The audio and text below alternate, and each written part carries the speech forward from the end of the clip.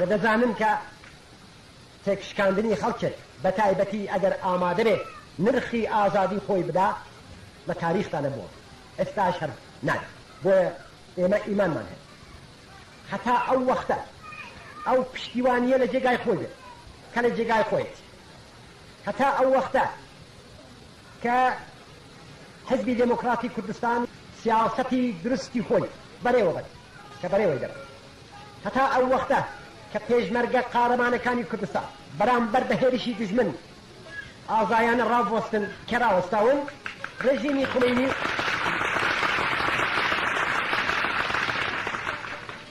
خومەینی قودرەتی نییە جوڵانەوەی دموکراتی خەڵکی کوردستانی ئێران تێک بشکێنێت ئێمە هیوادارین کە بە تێکۆشانی خۆمان بە پشتیوانی گەلەکەمان و بە قارەمانەتی پێشمەرگەکانمان و بە هاوکاری هەموو گەلانی ئێرانی ئەو ڕۆژە دوور نەبێکە ڕێژیمی خومەینی بڕخێنین و لە جێگای ئەودا ڕێژیمێکی دموکراتی بێنین لەسەرکار ڕاستە کە ئێمە ڕۆژ نییە شەهید نەدەین ڕاستە کە ڕێژیمی غەداری خومەینی ڕۆژ نییە ڕۆ لە بەشەرفەکانی گەلی کورد لە شارەکان ئێدام نەکات لە بیریتانە دوا ئێدامی 59 ڕۆڵەی خەڵکی قارەمانی مەهاباد بەڵام ئێمە بە پێی سنەت و عادەت و تەقلیدی خۆمان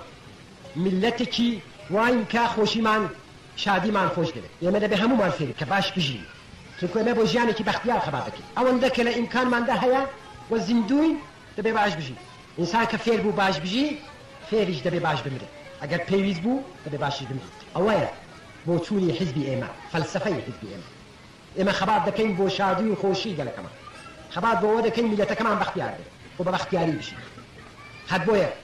لەگەڵەوە کە ممکنە هەر ئەو ڕۆژ لە کوردستاندا شەهیدماندا بێت کە داومانە و هەموو ڕۆژێ شەهید دەبێت لەژێر بەڕێوەبەری حیزبە خۆشەویستەکەمان حزبی دموکراتی کوردستان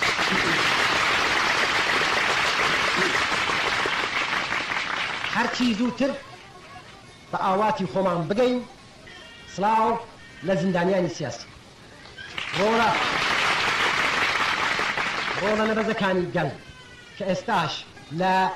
بەندیخانەکانی ڕێژیمی خومەینیدا لە ژێر ئازار و ئەشکەنجەدا بە ئامانجی خۆیان بە ئامانجی ئازادی ئێران سڵاو لە خەڵکی خۆشەویست و کۆڵنەدەری کوردستان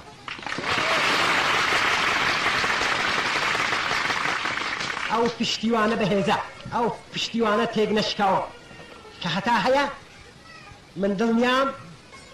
شۆڕشەکەمان هەنگاو بە هەنگاو هەر بەرەو پێش دەچێت سڵاو لە زەحمەتکێشانی کوردستان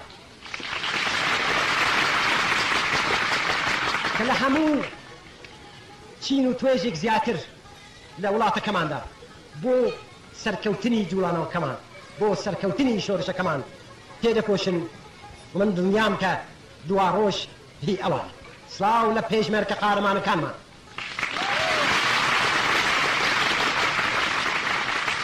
ئەو پێشمەرگانە کە توانیویانە هەتا ئێستا بەرامبەر بە هێرشی درندانەی دوژمن ڕابوەستن و دڵنیام کە ئەو ڕۆژە دوور نییە ئەو دوژمنە غەدارە مەجبور ناچار بەوە بکەن کە چۆک دابدا و تەسلیم سڵاو لە یەکێتی لاوان ئەو جوانانە کە ڕۆژێک ئێستا زەخیرەی حیزبەکەمانن و ڕۆژێک دەبێ جێگای حیزبەکەمان بگرنەوە و خەباتەکەمان بەتایبەتی ئەگەر دوور و درێژ بوو هەتا ئاخر هەتا سەرکەوتن بەرنەپێش سڵاو لە هێزی بەرگری ملی کە هەموو وەختێک پشتیوانی پێشمەرگە بوو و هەموو وەختێک کە پێشمەرگە شەڕی کردووە وەک هێزی پشتیوان لەگەڵی بوون پێشمەرگەیان بەجێ نەهێشتووە و زۆر جار قارەمانانە تا ئاخر هەناسە بەرامبەر بە دوژمن ڕاوەستەوە سڵاو لە خوشکەکانمان کە هیوادارم لە دووە ڕۆژدا ڕۆژ بە ڕۆژ زیاتر بەکردەوە لە خەباتی میلەتەکەماندا بەشدار بن ئێستاش هەر یارمەتیەکی زۆر لە هەموو ناوچەکانی کوردستان دەدەن بەڵام هیوامانەوەیە کە نیوەی میلەتەکەمان کە خوشکەکانمانن زیاتر لەوە لە خەباتەکەماندا بەشدار بن سڵاو لە حیزبە خۆشەویستەکەمان حزبی دموکراتی کوردستان حزبی دموکراتی کوردستانی کە ڕێکخەر و بەرەوەبەری خەباتی توندی و تیژی گەلەکەمانە.